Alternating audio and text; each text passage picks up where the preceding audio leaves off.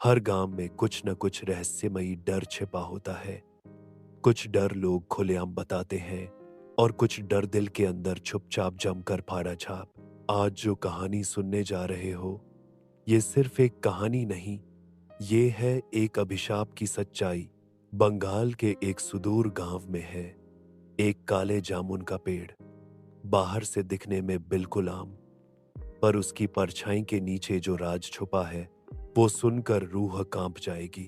गांव के लोग कहते हैं, उस पेड़ की छांव में जो बैठता है वो वापस नहीं आता। दिनाजपुर जिले का बड़ा हाटपाड़ा गांव। गांव के किनारे एक पुराना काले जामुन का पेड़ खड़ा है। पेड़ सालों से वहीं है, लेकिन गांव के लोग उसके पास भी नहीं जाते। क्यों? क्योंकि कई साल पहले उसी पेड़ के नीचे एक तांत्रिक साधना करता था। वो तांत्रिक काला जादू जानता था। उसने मंत्र पढ़कर पेड़ के भीतर कुछ ऐसा बांध दिया कि वो पेड़ साधारण पेड़ नहीं रहा। लोगों का मानना है, उस तांत्रिक ने मरने से पहले पेड़ को जिंदा बना दिया। अब वो पेड़ अपने अंदर इंसानों की आत्मा कैद करता है। जो उस पेड़ की छांव में बैठता है, वो इंसान पेड़ के पत्तों में खो जाता है, कभी वापस नहीं आता। एक दिन दोपहर में शंभू मंडल, गांव का लकड़हारा, लकड़ी काटते काटते थक गया।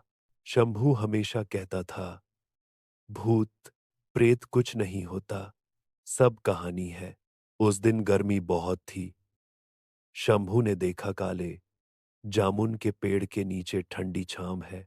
उसने सोचा क्या होगा, थोड़ा बैठ लेता हूं। वो जाकर बैठ गया। थोड़ी देर आंखें बंद की, लेकिन तभी अजीब सा एहसास हुआ। पेड़ की पत्तियां अपने आप हिल रही थीं।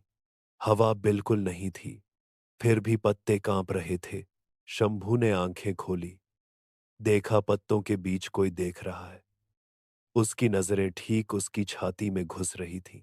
शंभू उठना चाहता था, पर शरीर जम गया। हाथ पैर सुन्न हो गए। आंखों के सामने सब काला हो गया। अगले दिन गांव के लोग शंभू को खोजने गए। देखा उसकी कुल्हाड़ी पड़ी है, लेकिन शंभू का कोई नाम ओ निशान नहीं। कोई कहता शायद बाघ उठा ले गया, कोई कहता आंधी में डूब गया। लेकिन गांव के बुजुर्ग जानते थे, शंभू अब काले जामुन के पेड़ में समा गया। आज भी अगर उस पेड़ की पत्तियों को ध्यान से देखो तो पत्तों में किसी की परछाई दिखती है। कभी कभी सुनाई देता है, काटूंगा काटूंगा। लोग कहते हैं ये शंभू की आवाज है।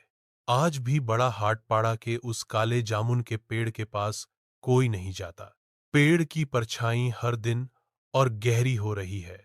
जो उसकी छांव में जाता है वो इस दुनिया में नहीं रहता।